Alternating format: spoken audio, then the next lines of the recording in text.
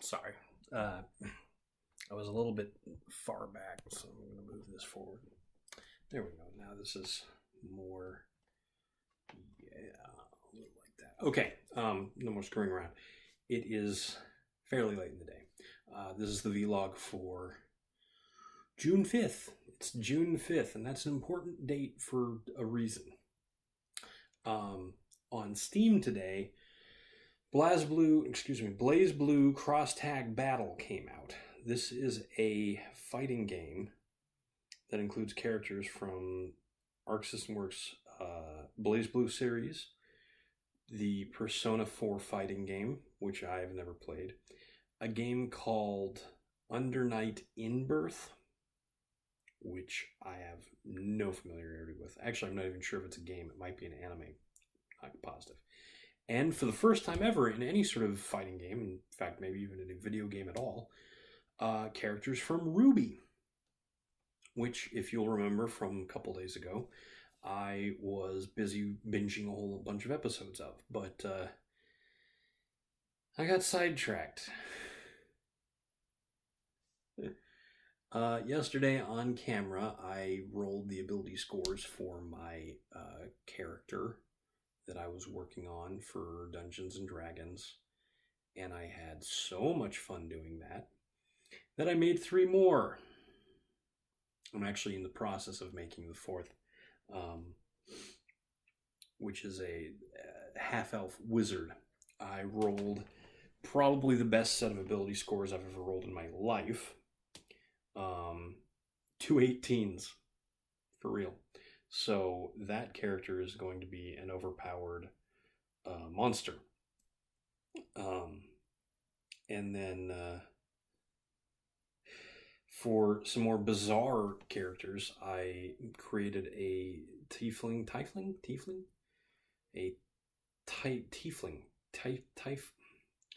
a half-demon monk, and a dragonborn druid.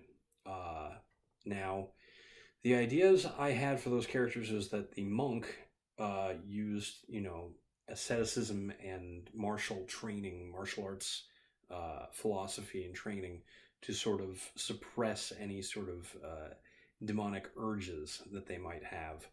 But every now and then something slips out and everything gets on fire. The Dragonborn Druid is actually a concept. This is painful to think about. I actually came up with that idea for that character back in 4th edition, which came out 10 years ago. And it was a very simple idea. As a druid, the character would have the ability to change shape into an animal form in order to fight or sneak around or whatever. And typically those sorts of animals are wolves or eagles or dolphins if they want to be aquatic, or even crocodiles or ravens. Pretty typical animals, pretty typical of what you'd see in North America, where the game was invented. But I figured if this is a dragonborn, which is basically, it looks like a humanoid dragon that is slightly larger than a human being and has sort of a flat face for a dragon, but is more expressive and has long tendrils instead of hair. Wouldn't it make sense if this character's animal forms were dinosaurs? Because I love dinosaurs, obviously. I think I've gone into great detail about that before. So, yeah, the thing about Tiefling, Monk, and Dragonborn Druid is that those are not typically very good races for those classes, because the racial ability score bonuses don't suit the required ability scores that get used the most. So as far as rolling the numbers goes, the Dragonborn Druid ended up not quite as good as the half-elf wizard, but the Tiefling Monk was definitely, it was very bad. It was very, very bad. The first set of scores I rolled were lower than the non-random scores that you can generate within, where you just pick the numbers and assign them to different scores as you see fit. So I re-rolled them, and they were better the second time. They were actually equal to the value if you tally up all the scores together from the non-random scores that you can get from the book. They were equal. So that's a very baseline character.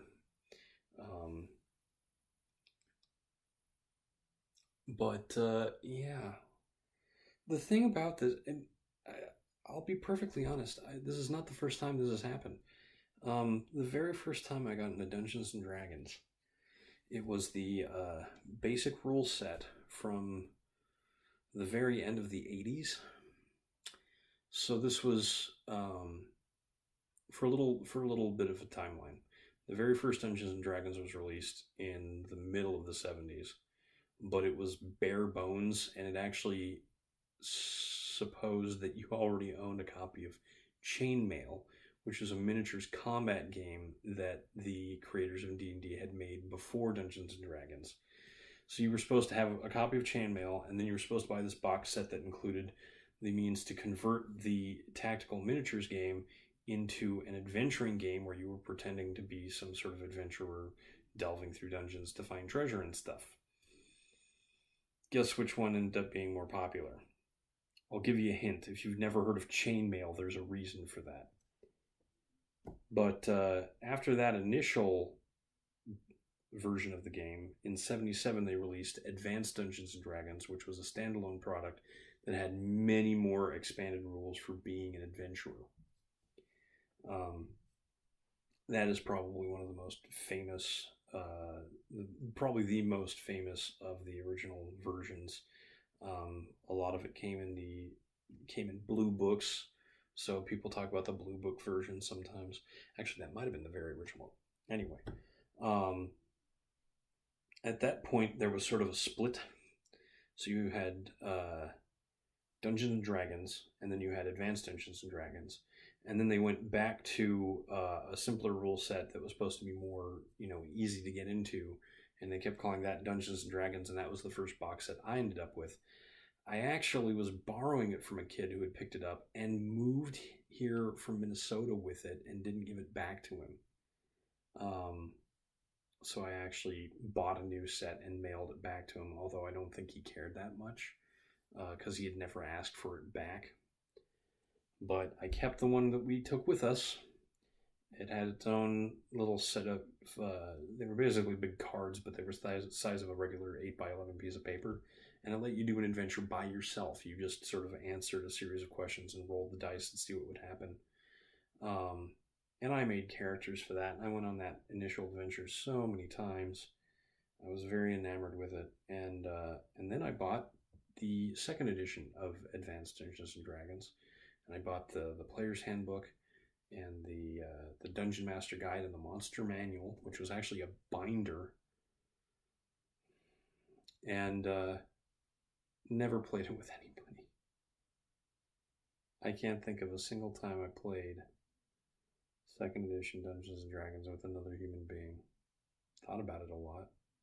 Made characters. I made a set of adventures people could play. But the crowd that I ended up playing a lot of games with, I think we tried to do a couple Advanced Dungeons and Dragons, but at that point we got into a game called Rifts, which was a sort of mix of magic and technology on a future version of Earth where everything had gone weird.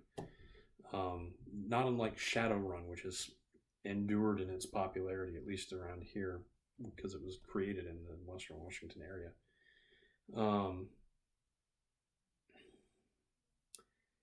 But no, when I really got into Dungeons & Dragons, it was 3rd edition.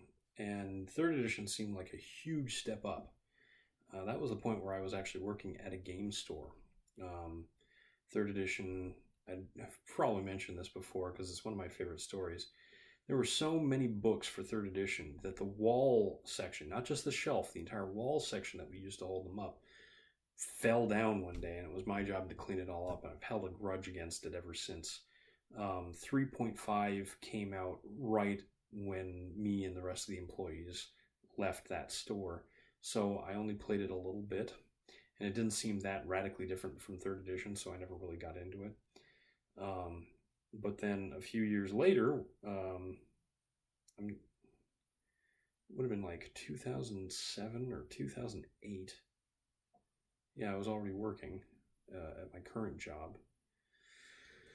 Fourth edition came out. We tried to play it, but it was still a little too slow paced for some of us. My buddy Sean really didn't like the fact that he had to roll a 16 or better to fight some of the enemies that he was tasked with his paladin, and was unable to hurt them, and then had to sit for about 15 minutes before his turn came back around to him. That game was slow if you let it be slow. And we played with some people who were min-maxing, rules lawyering types that were very pedantic about, what bonuses they had, and just sucked all the fun out of it. And that was the last time he or I believe, played Dungeons and Dragons. By that time, I think the writing was on the wall. Most of us were really enjoying World of Warcraft. It gave us everything we wanted from a game of D&D, but with all the spectacle of a video game. But I have to say, making a character in World of Warcraft is not nearly as thought in, like, you don't think about making a character in World of Warcraft anymore. If you've played it for a year, you know exactly what you're going to get into when you make a character. You've probably got your entire leveling scheme planned out. Not that you need it, because it's pretty easy these days. And you steamroll the content until you get to a max level or current level, whatever the 5 or 10 level tier that is. Dungeons and Dragons I can see the appeal. I can see how it still appeals to people. And what I sort of failed to realize is that Dungeons and Dragons is still picking up steam. It had its most successful year last year, and it's probably due in no small part to things like Harmon Quest, Critical Role, the Acquisitions Incorporated guys, which are the Penny Arcade guys doing their games. There's something about watching other people play that is almost more entertaining than playing it yourself. Mostly because I don't have to deal with all the wacky crap that comes out of it.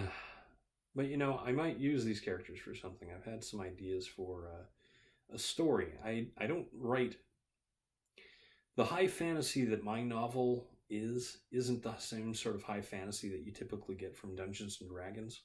For example, there aren't any non-human races. There are only humans in the world of Dagaia. So the mere fact that I have a human, a half-elf, Dragonborn, and a tiefling. Tiefling? Let's just go with tiefling.